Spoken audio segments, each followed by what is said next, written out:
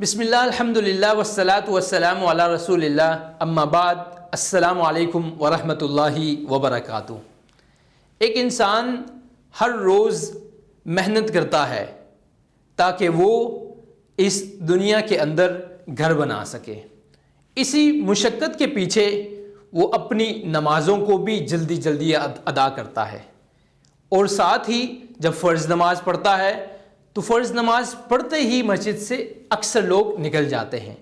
لیکن جو شخص تھوڑا سا اپنا وقت لگا دے ان نمازوں کے اندر تو وہ جنت کے اندر گھر بنا سکتا ہے، ایک ایسی جنت جس میں ہمیشہ رہنا ہے۔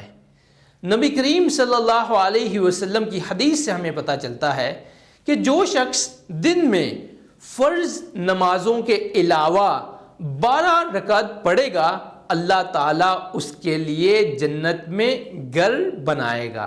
اللہ اکبر! صرف 12 رکعت آپ نے پڑھنی ہے فرض نماز کے علاوہ اور جنت میں آپ کے لیے گھر بن جائے گا۔ یہ 12 رکعت کون سی ہیں؟ 2 رکعت فجر سے پہلے، 4 رکعت ظہر سے پہلے، 2 رکعت ظہر کے بعد، پھر مغرب کی فرض کے بعد 2 رکعت، پھر عشاء کے بعد 2 رکعت۔ یہ ٹوٹل ملا کے 12 رکعت بنتی ہیں۔